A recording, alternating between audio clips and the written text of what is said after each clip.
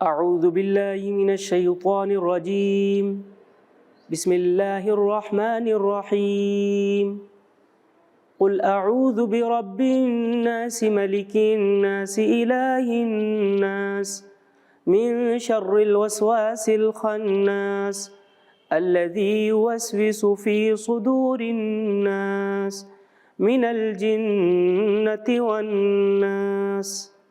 صدق اللہ العظیم۔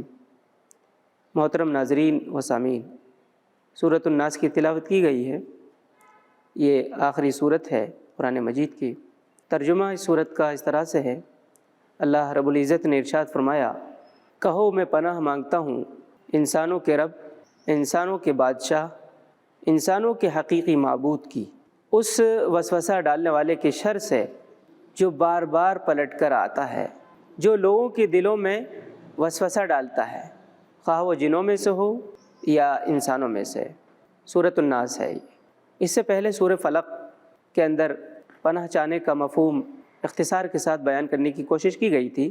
آج ہم اس صورت میں یہ سمجھنے کی کوشش کریں گے کہ انسان جس چیز کی پناہ چاہتا ہے اس کے بارے میں اس کا تصور کیا ہوتا ہے اور کیا ہو سکتا ہے۔ ظاہر ہے کہ پناہ اسی سے چاہی جائے گی، اسی سے چاہی جاتی ہے کہ جس کے بارے میں یہ یقین ہو کہ یہ مصیبت اور پریشانی سے بچانے والا ہے، بچانے والی ذات ہے، اور اس کے اندر یہ قدرت ہے۔ اسلام کی تعلیم یہی ہے، اسلام ہم کو یہی سکھاتا ہے کہ یہ قدرت صرف اور صرف اللہ میں ہے۔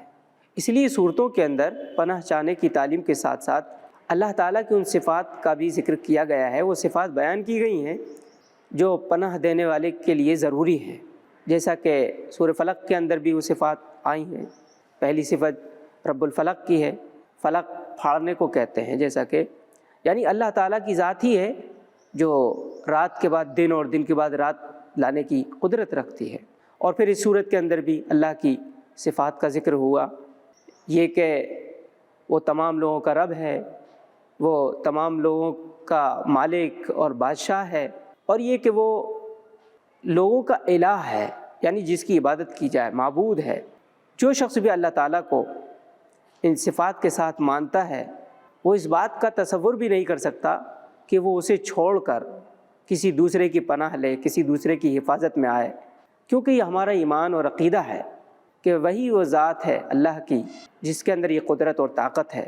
تو بھلا اس ایمان اور یقین کے بعد کسی اور کی پناہ کا سوال کیسے پیدا ہو سکتا ہے؟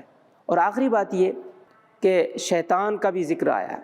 شیطان انسان کا سب سے بڑا دشمن ہے، قرآن مجید میں بھی کہا گیا ہے، اس لیے اس کو اپنا دشمن سمجھو اور اس کے شر سے، اس کے فطروں سے بچنے کی کوشش کرو۔ صرف وہ کوشش کر سکتا ہے، لیکن اس کی کوشش کو ناکام بنانا یہ ہمارے اختیار میں ہے۔ اللہ تعالیٰ ہم کو ہر طرح کے شرور اور فتن سے محفوظ رکھے اور اپنی پناہ میں لے لے، یہی اللہ تعالیٰ سے دعا ہے۔ آمین وآخر دعوانا الحمدللہ رب العالمین، والسلام علیکم ورحمۃ اللہ وبرکاتہ۔